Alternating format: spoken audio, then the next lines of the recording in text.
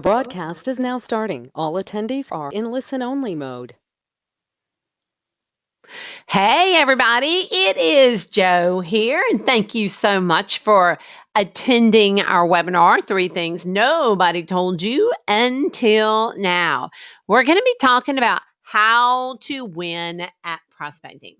And so, as everybody's coming on, I want to kind of introduce you over to your control panel because I'm going to ask you to go over and say some things for me. I'm going to ask you some questions. So, if you could just make sure to look at where you can go in and chat, where you can ask questions, and also wanted to let you know that in just a few minutes, I'm going to be talking about your handout. And if you did not receive that when you registered or was not emailed that, then you can get it right there under handouts. If you are a note taker, like I am a note taker, that would be a really fine thing to go grab real quickly.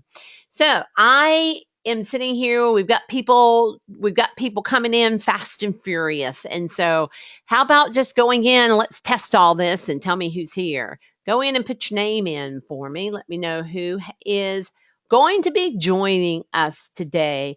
A lot of times when you're sitting on this side of the microphone, it feels kind of lonely, I have to say. Oh, hey Carson. Hey Joni, how are you? Susan, Sharon. Thank y'all so much for coming in and let me know. Hey Betsy. Nancy, how's the painting going? Karen is here and Denise. Oh, Mary Catherine, hello. AJ, and then I've got this whole line of names. So I would make the assumption that there is a group of you listening together. It starts off with Kelly. So I would think that's it. Kim, oh, and then Leah and Sharon. So there are some people. I hope y'all are having party. Does anybody have wine? Is anybody drinking wine while they're listening to it? I'd be curious about that. Wouldn't it be fun to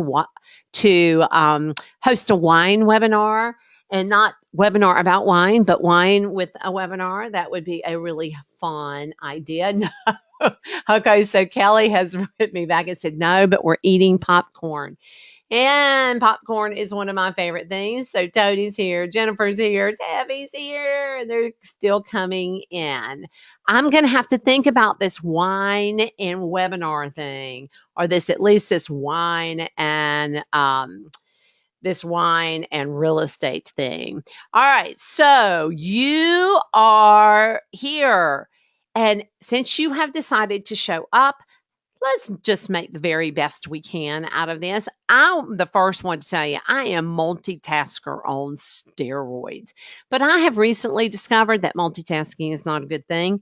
I have recently discovered that I actually am much more efficient if I concentrate on one thing at a time. You have set aside this time to learn. So increase your viewing experience, turn it off, silence your phone, close your door, and give yourself a little bit of time to learn. Learning is such a fantastic gift because I can tell you for sure, all the agents I have worked with for all of the years, they are the really highly successful ones are indeed learners.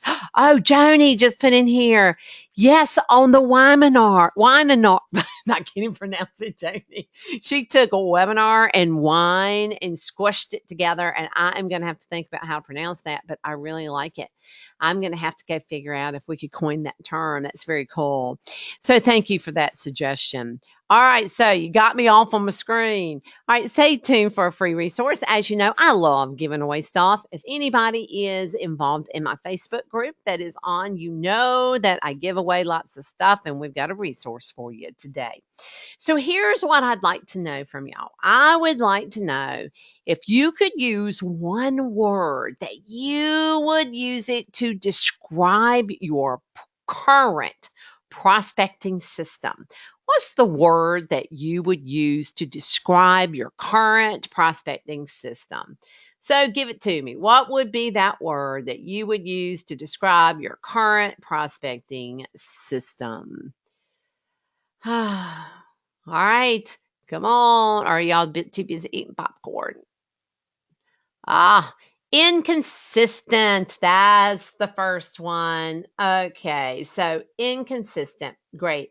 So Kelly wanted in there Buffini, so I assume you're using his system. Haphazard, says Vicky. Referrals. Very good. Oh, and I have a out there as well. Mediocre, lacking, lame. Oh, all those are mighty fine words out there. Random. Oh, I hear that a lot of times of it being random. Consistency is a hard thing, isn't it? Great. Those are fantastic words. All right, so let me ask you this. What do you think is the hardest part of prospecting? Why do you think this is? What is this? Oh, Deb, by the way, put polished mostly. All right, so mostly. Let me say to you, Deb, that last 10% thing I see is a constant. All right, so hardest things, setting time aside, making the telephone phone call, says Nancy. Okay, that it's not existent. Fear of rejection, absolutely. Time, asking someone for the business. Isn't that incredibly hard? We're going to be talking about that, as a matter of fact, Louise.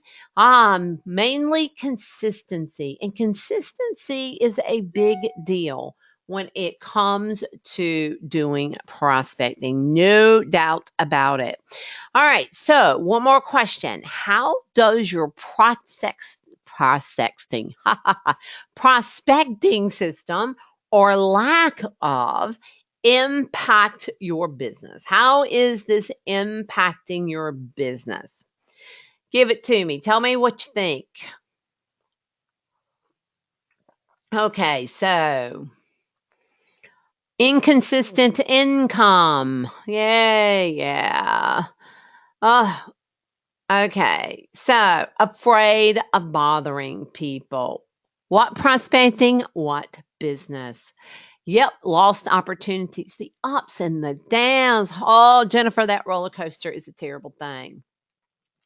So you lose a lot of business when folks don't know you're still in the business. You know what? I call it being the secret agent. Yep, I totally understand. Gaps in income. Yeah, there's that roller coaster again. Oh, and it keeps me from focusing on what clients I really want. Oh, Karen, that's a particularly good one, I have to say. So, you really are in the right place today if you are just you're tired of prospecting being so hard. I remember saying to myself one time, when is it going to get easier? Just when is it going to get easier? And you're in the right place if you just instinctively know there's a piece missing from your prospecting puzzle. And you're in the gosh, y'all, can y'all tell that I'm having mouse issues? There, I'm going to try my best not to upset it just by backing off from it. And you're in the right place. If you'd like to hit the reset button, anybody want to hit the reset button on the whole prospecting part of their business? And if you know that there's a better way. And so let's just talk about this for a second. Let's just get real about this. It's hard. Prospecting consistently is hard. Prospecting periodically, yeah, I can gut it out for a little while, right? To do that. It is the consistently part that's hard. I think we've already said, what if I alienate my friends? What if I'm doing that? Or what if I get rejected? I hear that a lot. But let me say this to you. I've worked with agents for so long, and let me tell you that equally as powerful of what if I'm rejected is what if I succeed, because now you have to deliver on it. And so there are a lot of people who are so afraid of succeeding that they struggle with prospecting. And you know what? I totally know these feelings. I have absolutely lived them.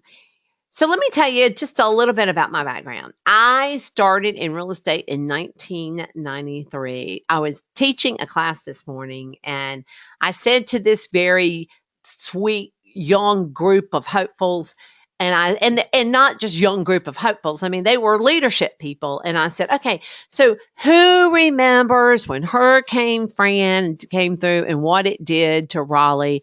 And none of them raised their hand. And I tell you, I felt like very much of an old thing right then. So my prospecting was really, really chaotic. And that is the way I would describe it. It was chaotic. So what I would do is I would prospect long enough until I found a couple of people who needed to buy a house. Then I hung out waiting. I hung out just being there and making sure I was at their beck and call. And after they closed, I started all over again. Some of y'all have already talked about those gaps of income, that up and down. That's what my business effectively looked like. And so, just based on what you've said, I believe that you probably know what I am talking about. That great ride, that great real estate ride. And let me tell you what I used to do. I was on this roller coaster so badly. I became a hoarder. I became a money hoarder because I would have like 2 or 3 closings and I would be like, "Woo!" And then I would go, "Oh no, I don't have anything again for the next few months, and who knows when the next one's coming." It's like this big crapshoot, and I don't know when the next one's coming because I didn't trust myself to generate it. So I really felt that way. And so what I would do is I would eat Benny Weenies for like every night. Well, I don't eat Benny Weenies, but I would eat some equivalent. I would eat the beanies for a long period of time because I was just so afraid that I was going to be homeless, right? Those were the things that were going through my mind. And it was that consistency problem because I was experiencing that wide divide of feast and famine that made me feel that way. And I was just in that constant state of worry, honestly. And I'm wondering, can anybody else relate to that? Does anybody else do that besides me? That you go into this constant state of worry because of that. Oh, I hear a bingo. Thank you so much. I appreciate that bingo. I've got lots of yeses coming along. Oh, yeah. I thought I was not the only one out there that did things like that. Yeah. So, here's the deal. I could see other agents. I could see these other agents that were getting clients and it looked effortless. I can still remember the agent like it was yesterday. He would stroll in about 10 o'clock in his gym shorts because he had spent the morning at the gym. And he would pick up the phone and he would have this little line of voicemail saying, "Hey, I'm blah, blah, blah, and you've been referred to me." And my office wasn't far from his. So I got to hear all of that. And I just did not understand. I worked twice as hard as he did. And there I sat fighting for every scrap. And he came in from the gym and picked up the line of referrals. And I wondered why? Why is that happening? Well, let me say to you that one day I went out for my daily walk. I am a bit of a walker, and I went out for my daily walk. And as I was walking, I saw a man coming toward me, and it was a runner. And I could tell even from a pretty good distance that he was really struggling. He was hunched over, his feet was shuffling, he was beet red in his face, and he was sweating like a pig. And so I could really see that in him as he was coming toward me. But probably the thing that was most remarkable and the thing I remembered the most was as he passed by me, there was a sound that he made, and the sound was thump, thump, thump. And I found myself thinking, okay, good for him. I am not making any criticisms. He's out here doing it, right? So good for him. But I also found myself wondering, I bet he is going to hurt tomorrow. And right after I thought that, I also thought to myself, I'm not sure I'll ever see him again because that is too painful to keep doing. So I walk a little bit further and I see another runner coming at me, except this one is very different. This man, his back was straight, his kick was high. He was like he was running on air. He was having so much fun. And probably most remarkable was the sound that I heard just as he passed me, where the other runner was thump, thump, thump. He was swish, swish, swish. That was the sound he made. And I found myself wondering, did that swisher start like that thumper? I mean, at one point, was that swisher a thumper, or did he just wake up one day as a swisher?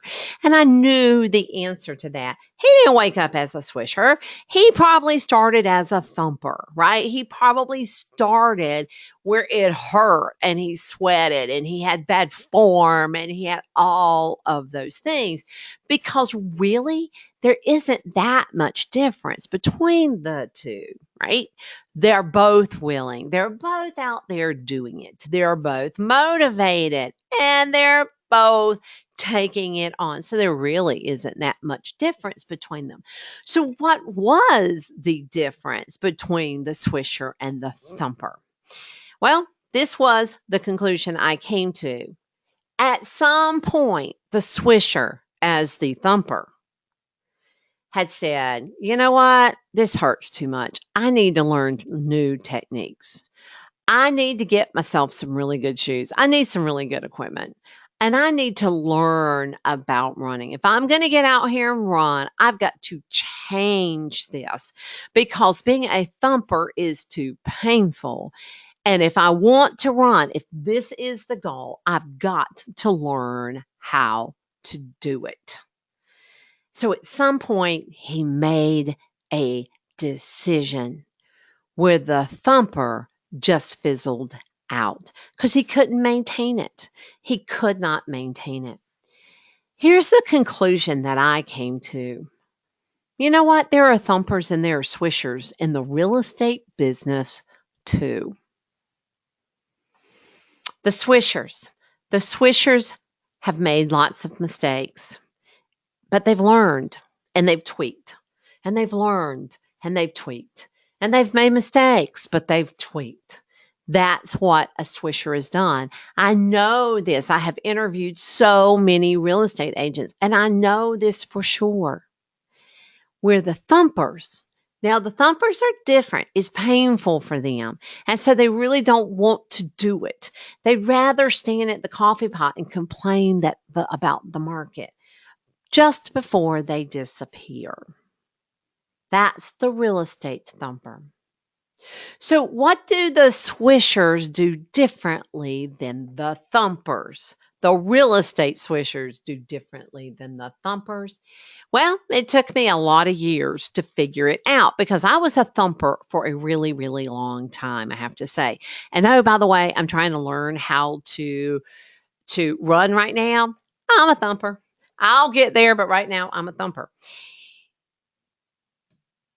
But I finally learned in real estate the difference between thumpers and the swishers. And that is the formula I'm going to be talking about today.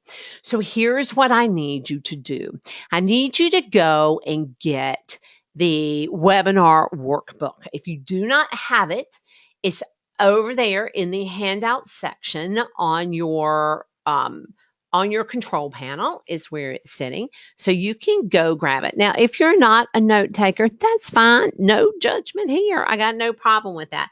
But a lot of people are like me. They like to write notes down. So go take a look at it. Well, I just took a swig of water. But as we go into this, I want to address just a couple of myths. And I think it's important to say these myths before we go forward. The first myth is we sell houses. So a lot of people, when they come into the market, they think that's what we sell. We do not sell houses. We've never sold houses. So what do we sell? Any guesses, any guesses, any guesses? We sell our services is what we sell. Yep, we're selling ourselves. We are the product.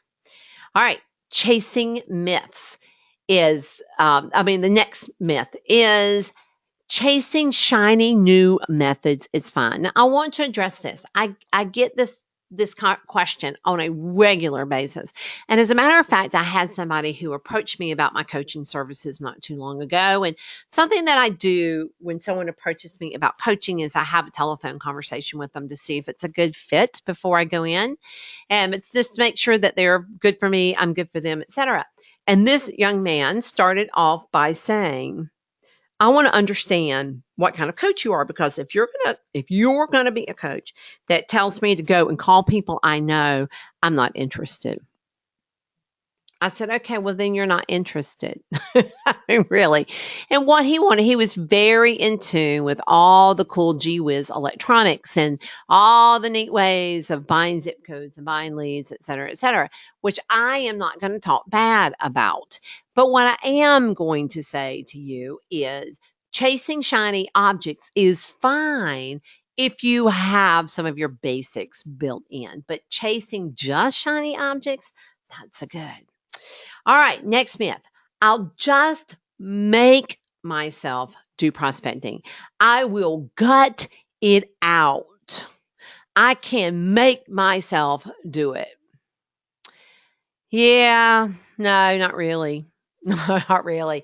Your mind is a powerful thing and it doesn't like you gutting things out. You might be able to do it for a short period of time, but you'll never do it for any long period of time and you'll never have any consistency with it. So let's talk about what you're going to learn. Now that we have our 3 myths out of the way, we are going to learn this. We are going to learn the 3 core strategies between agents that succeed and agents that do not. So I've been through many different projects I like to research. I am a researcher. And one of the things that I've done is I have done a lot of interviews with successful agents and less successful agents looking for the differences.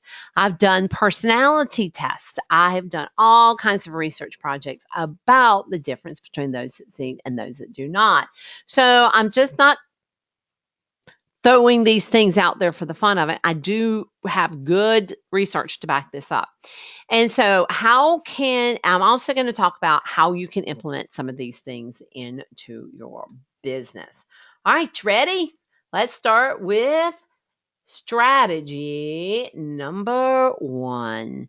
So here is the thing, and this is a strategy that really is never taught.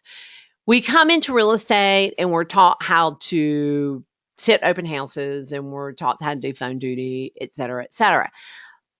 But there is this strategy missing. And this strategy is before we learn those things. And this strategy is developing your message. Now, what do I mean by this? Well, what I mean by this is understanding why you. Remember, if you are the product, right? Well, actually, I'm getting ahead of myself. Why don't I just do what I'm supposed to do and follow my own slides? How do people pick their service providers? What would you say? The last time that you picked a service provider, how did you pick them? Was it a plumber? Was it an electrician? Was it a car mechanic? Who was it? And how did you pick them? Well, when I ask this question to live audiences, usually what I hear is I got a referral from someone. Okay, so I've got a know, like, and trust here, right? That has been put out there for me. Thank you very much. And so that is very true. A lot of times you know them, you like them, and you trust them. Sometimes you call a trusted friend, and that trusted friend tells you somebody, which means you trust them. Sometimes you go out online and you look at some of the things like Angie's List or those kind of things. And what you like about those is that they give you reviews. I don't book a hotel anymore without going in and looking at what its rating is on TripAdvisor, right? So we go and do that, but that is another form of trust as well. And I have to say that how people choose their service providers is emotion. And the one I've been saying over and over is trust. We pick our service providers via trust. And so, what are you really selling to your buyer and seller? Well, you're selling trust. You're selling trust in your product, your service package. You are the product. And I know that when I say that, that is the way you feel. There's just no question, because the first time it hit me that I am the product, and I just was devastated by this, right? Because I didn't want to be the product. Wait a second, the product didn't know everything. The product was new. The product was, right? All of those things. But here's the deal. One of the problems with your prospecting efforts may be that you don't have that consistent message, that thread of a message that goes all the way through your prospecting systems that essentially describe the product for sale and how it benefits the person you're selling it to.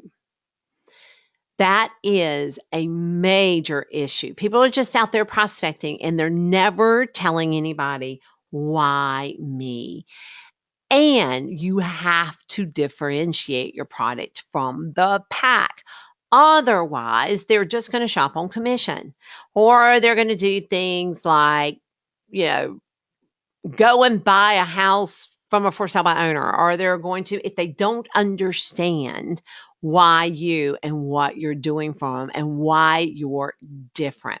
So you have to start thinking about yourself as a product for sale. And I was very uncomfortable with this in the beginning, but it's really a lot easier if you just become schizophrenic and there becomes two of you. One of you is the real you, the person you, and then there is the product me. And what I had to discover for the product me is, what were the features of my product? And how did that feature help my buyer and seller? And how did my product get more net in his and her pocket, right? So let me give you an example. A feature of my product might be that I am native Raleigh. I'm native Raleigh, right? That may be a feature of my product. How does that product help someone? Well, I know the real estate better than anybody, and I've been selling a long time, so I know most of the agents. I know how the system is. I can protect people, et cetera, et cetera. So how does that product put more net in their pocket? Well, I can get there faster. I can get them there with less trouble. I can get them there, right? So, and I'm not doing a very good job of laying this out, because I'm just trying to give you the understanding that it's all about the feature, then what the benefit of that is, how does it help someone, and how does your product get more net in your pocket? And then once you figure out that connective thread, then what you do is you connect it through all of your prospecting activity. It becomes the umbrella over your prospecting activity. Now, I've seen lots of people do this, and I have to say, when I was brand new in the real estate business and when I first started understanding this, I had someone suggest something to me. I had them suggest that I go and start talking to some people about what they thought my features were. So I went through this exercise of doing that. And what I heard from people was that I was proactive and I was smart.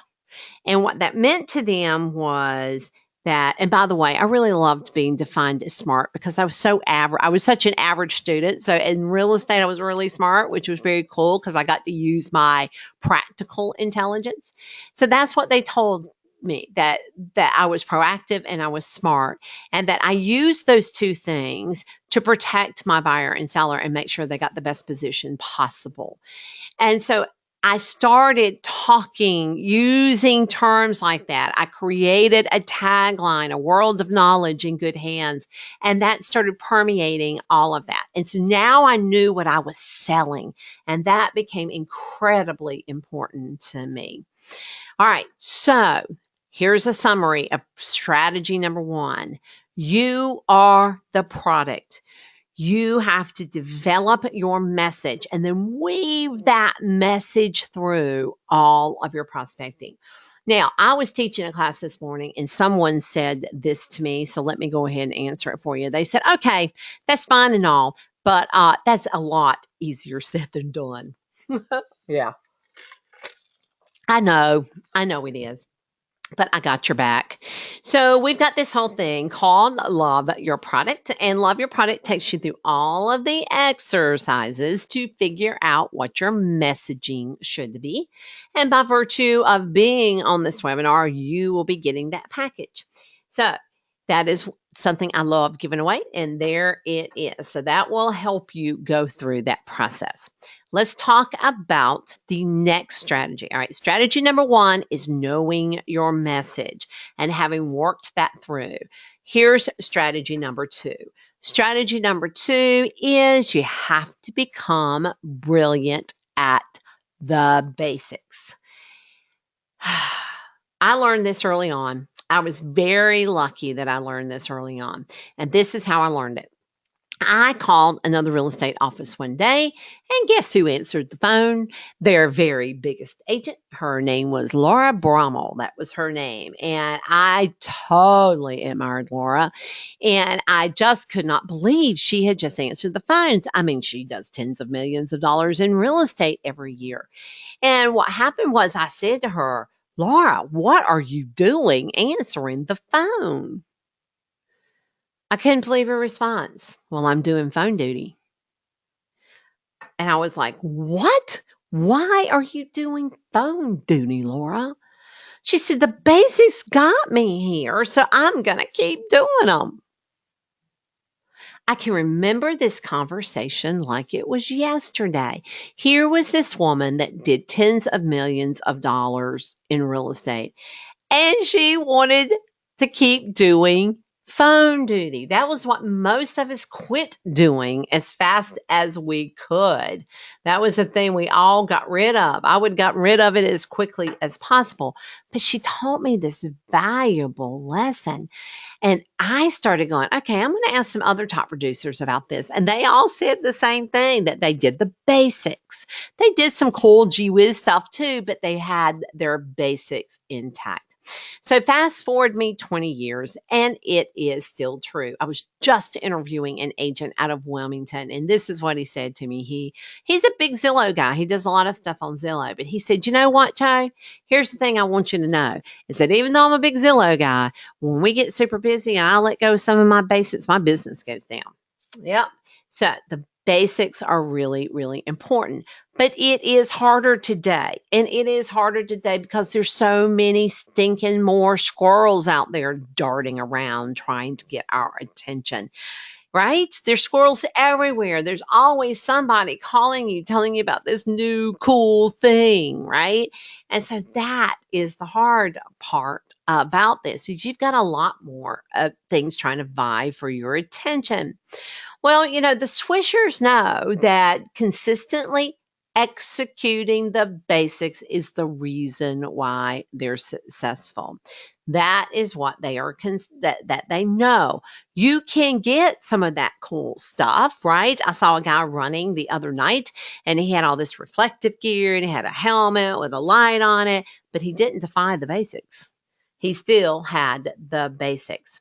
So what are the basics, by the way? Well, here is what I call my food pyramid of real estate. So these are the ones that I call the basics. I define as the basics. Starting down at the bottom, the most important part of a prospecting system is your sphere of influence. You can try to tell me all day long that's not true, but it is true. Your sphere of influence. I have been through many recessions, many ups and downs, and I know for sure that when the market changes, It is the people with the sphere of influences that survive. So I am positive of this. It's been battle tested many, many times. So your sphere of influence. Then comes your open houses, inquiry calls, tell 20s, etc. So let's talk about these for just a minute. Why are these next? Why do these go into what we call the warm category? Well, they go into the warm category because they are a piece of leverage. They're a piece of leverage prospecting. You're trying to get a piece of business from another piece of business. Here, mostly listings. So we're doing an open house because there's a listing. We're getting inquiry calls because people are inquiring about a listing. We're doing Tell 20 because of a listing. And by the way, Tell 20 is a term that some agents know and some don't. Some people call it circle prospecting. I grew up with the term Tell 20, so I still call it Tell 20. And that is when you tell 20 people around your listing about the listing, where you knock on the door and say, "Hey, I'm Joe Mangum. I'm doing an open house over here on Sunday. Just wanted to come by and invite you to our open house and invite you to invite anybody who you know that has thought about this neighborhood to come on over here with you. By the way, you know anybody in the neighborhood who is also thinking about selling?" So, that kind of conversation. Some people do it via postcards. Some people do it but via um, um, drop off like mailers. Some people knock on doors. It varies which way you ought to do it depending on the neighborhood, depending on the house. But those are the warm ones because you're getting to leverage. Now, here's the more cold ones. The more cold ones are at the top tier. Your for sale by owner prospecting, your farming, your expired prospecting, and your conversational prospecting. What is conversational prospecting? Conversational prospecting is when you meet someone at random, right?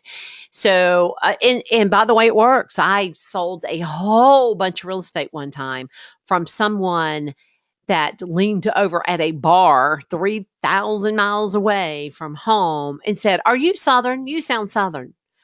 And I said, "Yes, ma'am, I am." And she said, "I love the South. We're moving to the South." I said, "Really? Where are you going?" "Well, we're going to move to Raleigh." And I said, "Oh, really? That's great. I'm from Raleigh. When are you coming?" "Well, we're coming in a couple of weeks to look for a house." "Have you found a real estate agent?" "No, I haven't." Bam, there it was. $2 million houses later, right? That's a random conversation, but understanding how to do that. These are the colder ones because they don't trust you. And just like a food pyramid where you need to have a little bit from each food group, a good balanced prospecting system is just like that. It's just like that. So those are the basics. You use the basics to create awareness of your services. You use the basics to take those people who are aware of your services and take them into being interested in your services. And then you take them into engagement. So that is the point of doing the basics, is to move them through the funnel into engagement. That's what you're doing. So what you need is a model for each basic that you are implementing, right? Instead of just randomly doing it, you need a model. All right, step 1, I do this. Step 2, I do this. Step 3, I do this. Like, here's an example of one of my models for sphere of influence. There's my A bucket, my B bucket, my C bucket. This is what I'm going to do annually, quarterly, monthly for each one of those buckets. That is a model. So that is a model. All right, so one of the things I do want to say, because this is one of the things that is most often misunderstood, is what is the difference between marketing and prospecting? So what is the difference between those two things? And I see this pretty regularly. I'll see people come over to the office and they'll spend the day. They say, "I've decided I'm going to work in the office all day." And they're in the office all day. And at the end of the day, they go, "Man, I have gotten a lot done." But what they got done was marketing, and they didn't do any prospecting. I had a customer, a coaching client years ago, who, when I originally took him on, he was working like a dog, but he was only marketing. He wasn't prospecting. What's the difference? This is the way I describe it. Marketing is talking at somebody. It's one-way communication. It is sending an email, sending a flyer, sending a newsletter. It is sending a postcard. It is, right? It's those kind of things. That is marketing. Prospecting is a conversation. That's the difference between marketing and prospecting. And I really want you to understand those differences because clearly prospecting is going to take you further faster than marketing is going to take you. All right, let's do a summary of strategy number 2. Strategy number 2 is being brilliant at the basics. Being brilliant at the basics. I showed you what I consider the 8 basics. You may take one out or put one in, but those are the ones I consider the 8 basics. Also, you have to have models for consistency. If you do not have a model for the basics that you're doing, you are not going to be consistent. It's just as simple as it gets. And we showed you the difference between prospecting and marketing. By the way, I did not say this to y'all, but I am going to have a Q&A time at the end. So if y'all are interested or have a question, and if you don't want to forget it, you can go ahead and put it over in the question section because I will be looking at those when I get to the end. And I apologize, I'm just now thinking about these, but I was so excited up front, I forgot to say it. All right, let's go to strategy number 3, and it probably is the most important one. And this is the one that people don't really talk about. And so we're going to go ahead and just get real. There is a game afoot in real estate, and it's a mental game, and you are going to have to learn how to play it. This is something that I heard many, many years ago. The toughest real estate market on earth is 5 inches wide. Yep, my friends, there it is. It is the space between your ears. That is the toughest real estate market on earth. Thumpers try to push past it. I'm gonna gut out prospecting. I'm gonna just make it work. They're gonna try to gut it out. Swishers manage it. They know that this is something that in fact is manageable, and they do manage it. So here's the rub. Really, there aren't any great things that are going to happen to you unless you get outside your comfort zone, right? It's just a fact. You're going to have to get out of your comfort zone to accomplish what you want to accomplish. So to accomplish these new things, you've got some changing to do. And you might say, what do I have to change? Well, there's a lot of stuff.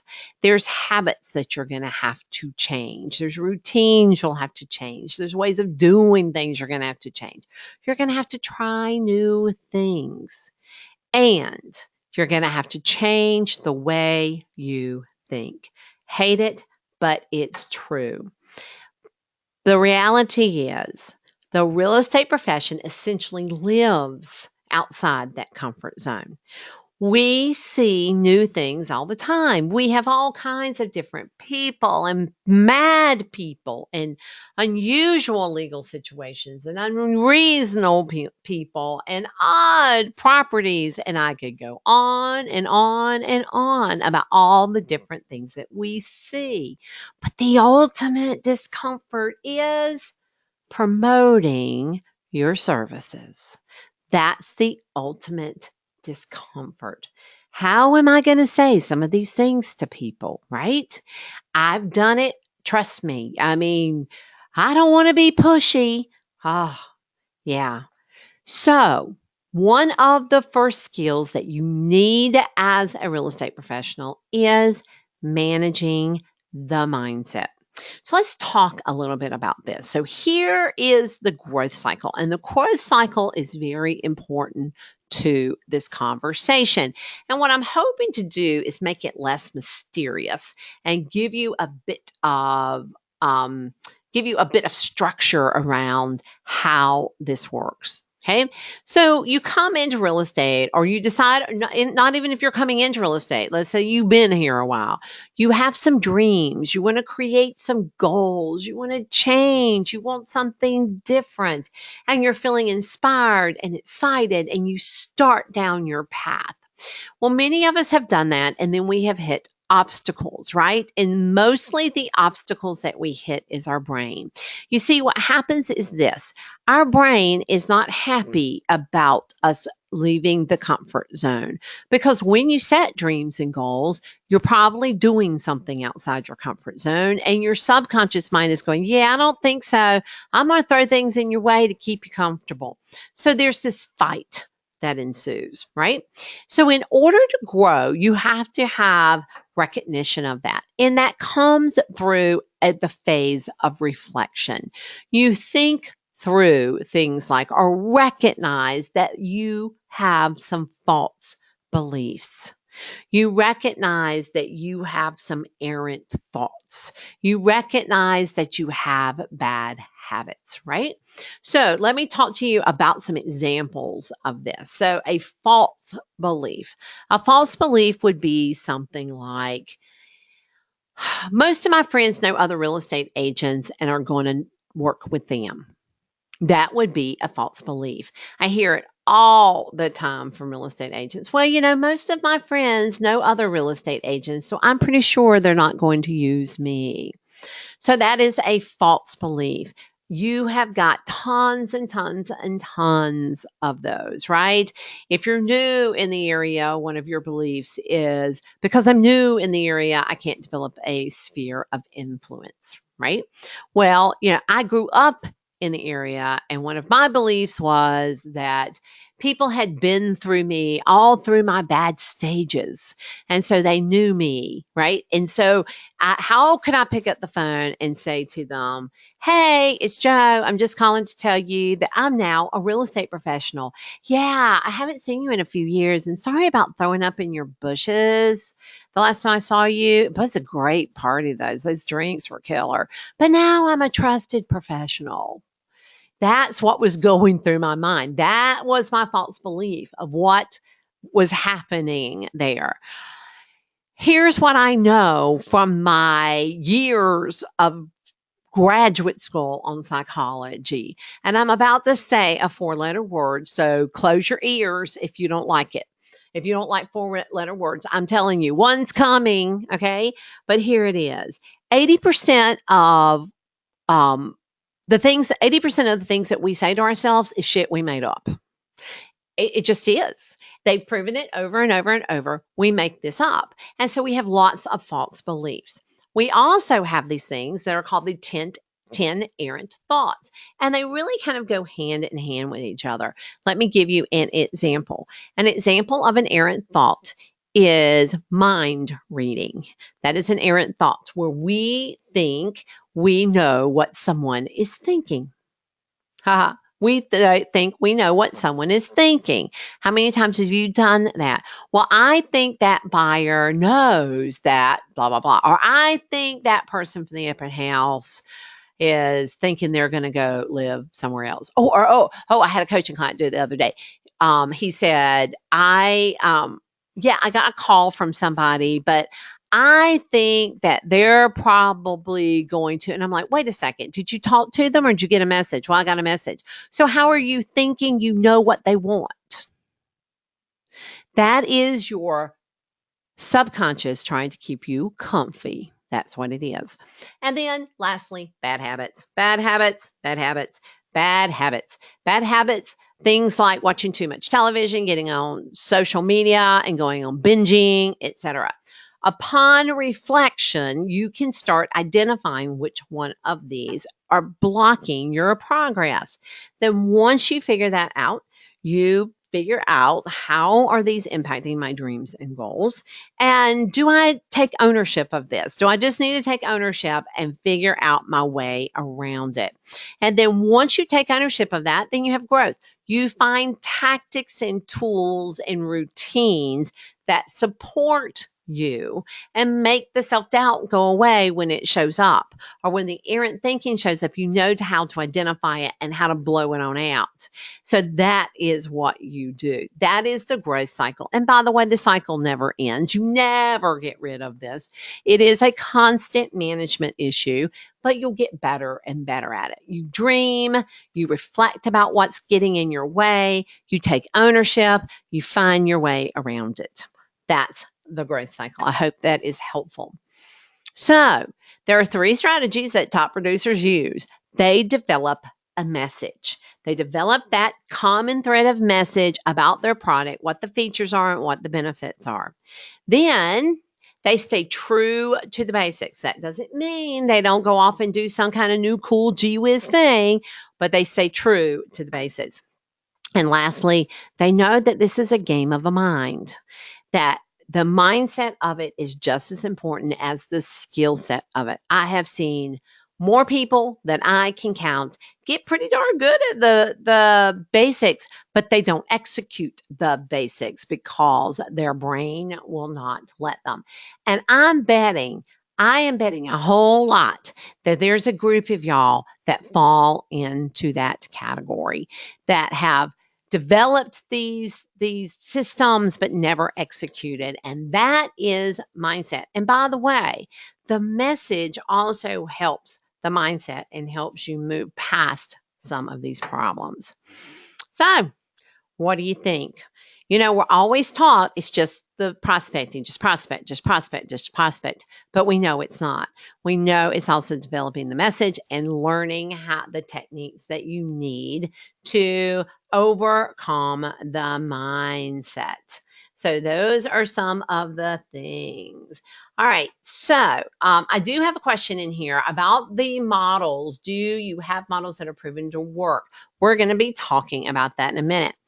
All right. So I want to ask you a couple of questions, like, why did you show up today? I find that people come into webinars because they're tired of trying to figure out the whole prospecting system. It's exhausting trying to figure it out. And they also know what you like, and you'd like to do more of that and less of what kills your energy. And it's hard to stay up. And you're also comparing yourself. So, oh, Lord have mercy, I compared myself a lot. And that is a no-win situation. And probably deep down in that entrepreneurial heart of yours, there is a better way. I talk to lots of agents, and I hear from all the time, I'm tired of feeling stuck. So is it time for you to stop feeling stuck? Is it time for you to just stop wondering what to do and how to do it? Is it time for you to feel confident and strong about your business? When you're stuck, you don't think that there is actually being confident and strong, but there is. Many, many agents have succeeded this way. I'm telling you, and there's nothing extra special about them. They didn't have anything exclusive resources or tools, or they weren't even especially great. And I can say that because I was one of them. I am what you classify as average, but I learned all of these things. And here's what I know. If I can do it, and there's a lot of agents I know who do it, you can do it too. You can go from being stuck and wondering what to do to confident and strong and having a system. So, if you want to create a strong foundation, there's just a couple of ways that you can go about it. The first way is you can spend some time developing a structure on your own and developing this business of taking it and pulling it together. Or, of course, you can get a proven system. So I want to talk to you for a few minutes about our system, Become Brilliant at the Basics, where we take the 8 prospecting models that easily win clients. Now, what is this? So this is a blueprint of prospecting models that takes you all the way to that profitable business and shows you how to love every second of it. And I'm going to tell you why that in just a second. Now, the program is available right now. It comes onto your computer or your mobile device. You don't have to wait for it. You can start it immediately. You can come back to it a year from now if you want to look at something in particular. It's always out there for you. And we're not just talking about the basics. Our very first module out is the message. And we show you how to develop that message because it's such a key element of making sure that your prospecting is strong. We also give you a completely different look at prospecting. Usually they just give you, well, why don't you go do FSBOs, or why don't you go do that, or why don't you go do that? And there's no structure to it. And it's just chaotic. Well, we give you this structure of a different way to look at prospecting and piece it together where it is best for you. Then we go through the core skills that every agent must master to be good at sales. Again, things people don't teach you. So just let me recap: how to build your message, how to look at prospecting completely differently, and how to master the core skills so you're really good at the sales funnel. Then we take you through, after that, we take you through the models, the step-by-step models for the 8 prospecting methods. Then we show you how to create a plan and we give you accountability to that plan. So you'll create your unique advantage for mastering the basics. You'll get all the hooks for your prospects. You'll figure out how to effortlessly fill that funnel, and you're going to change a message, your whole messaging system, to weave it through your business. So you get to the whole system. There's 6 core modules. There's 23 individual video lessons. And let me tell you why I did it that way. I broke them down into little chunks. I don't have the ability to sit down and listen to 2 hours at a time. So I broke them down into little chunks. So you could do little chunks, and it makes it a lot more consumable. 19 manuals, 6 worksheets, 30 daily inspirational emails, and it's all online and it's all virtual. Here is your tracker, and here is your plan to give you an idea of what that implementation looks like. If you have done Slay the Roller Coaster, we're also adding it in because Slay the Roller Coaster is about priority management. It's really important to developing your prospecting system. So that comes with it too. But I have such a special bonus, something I'm so excited about, I can barely stand it. And that bonus is this. I have a new course called The Mental Game of Prospecting. And it takes you all the way through understanding how your brain is working, how your brain is sabotaging you, how your brain is keeping you from your goals. It shows you exactly how it's working. It shows you the 10 errant thinkings, but probably most importantly, it gives you techniques and tools to overcome it. So I'm laying it all out there. You know, I have a master's degree in psychology, and I spend so much time talking about skill, but I'm so passionate about this piece. And as I was writing this course, I thought to myself, you know what? I rarely talk about this, and I know how important it is. So I made a decision at the last minute that I was going to add this module onto this course because it was so important. I mean, we stopped production so I could get this done because I felt like it was so important for y'all to have the skills of how to tame the saboteur of your brain. So that is there too, which I'm, like I said, just over the moon that we are giving that to you. So ready to create your system? All right. When I add all this up, you know, this is something we're all told to do. Add all of it up. It comes in at about $17.90. Well, let me tell you what it is today.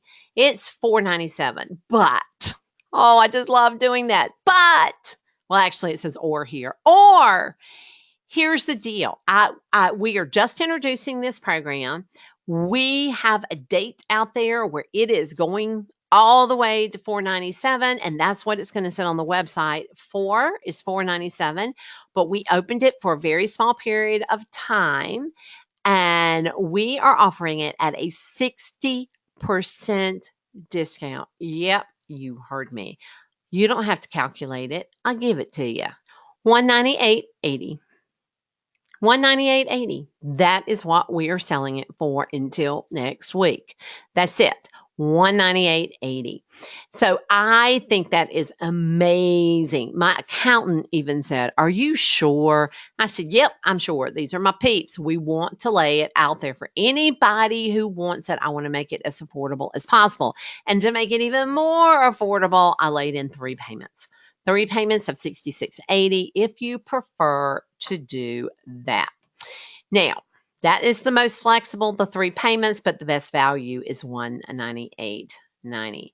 Just to show you how this works, if you decide to go in and click on the link, what will happen is you can pick the 3 monthly payment or the total, and I want you to see right there, it gives you a coupon code of Brilliant.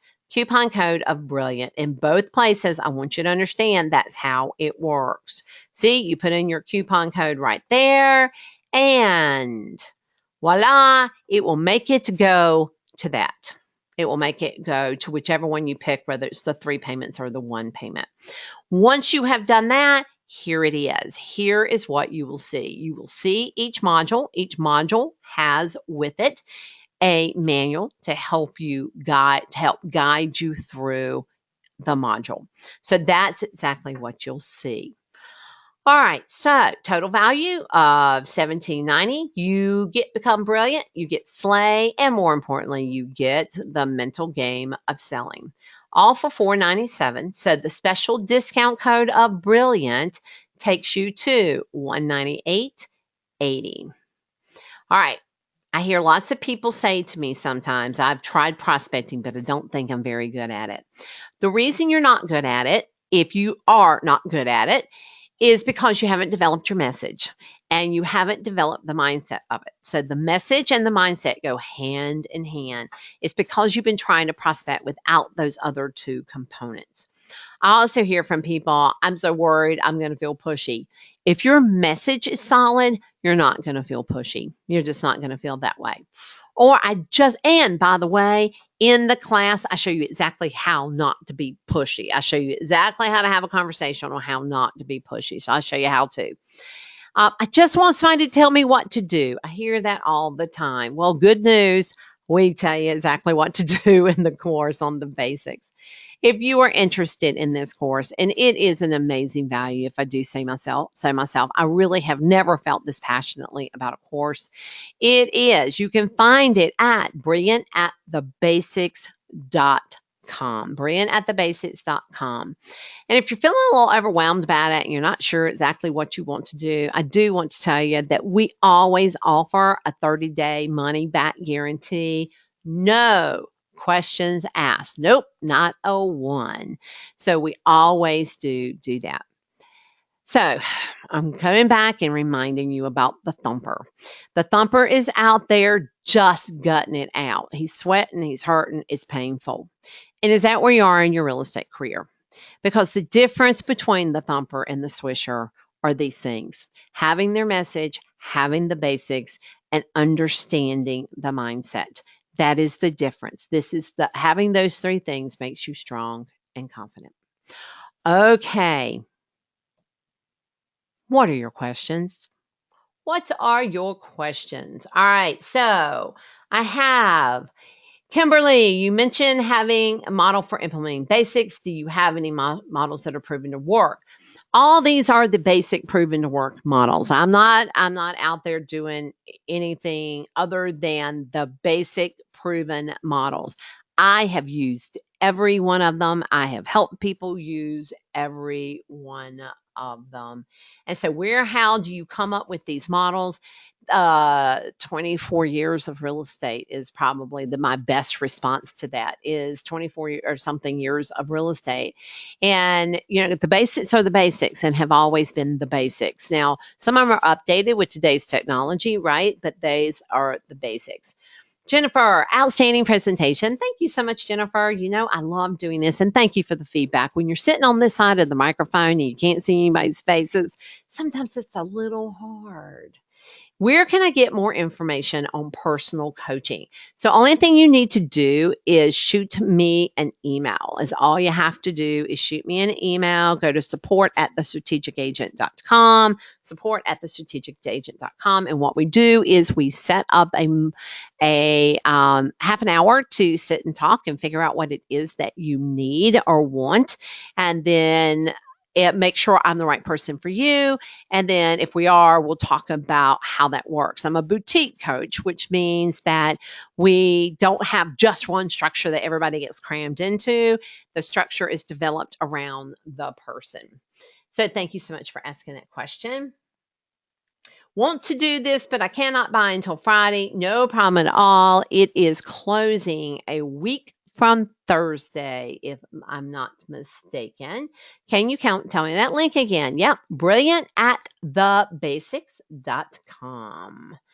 All right, thank you. I've got some smiley faces. Thank you very much.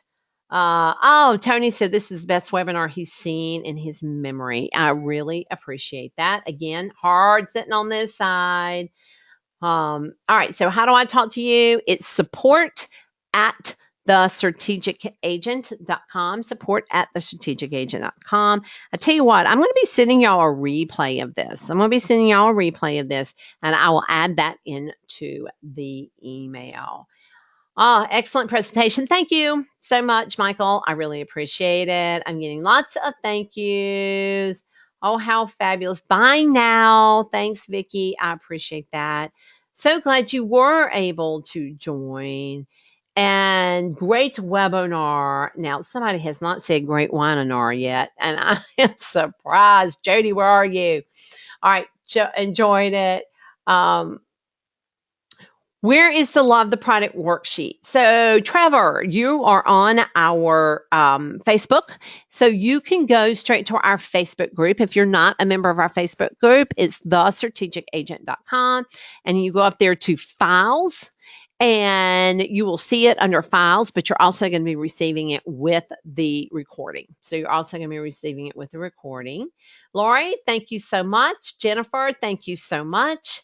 Anybody else? We have questions. I'm showing 3:06. I ran a little bit late. So sorry. But y'all are still hanging there with me, which I really appreciate. All right. If there are no more questions, look out for the email with the webinar, with the giveaway, and with some information about how to reach out to me for coaching if that's what you would like to do. I surely appreciate y'all spending Wednesday evening or Wednesday afternoon with me. I had great fun, and I hope you're walking away with at least one thing you can implement. All right, go off and go get them. I hope to see you soon.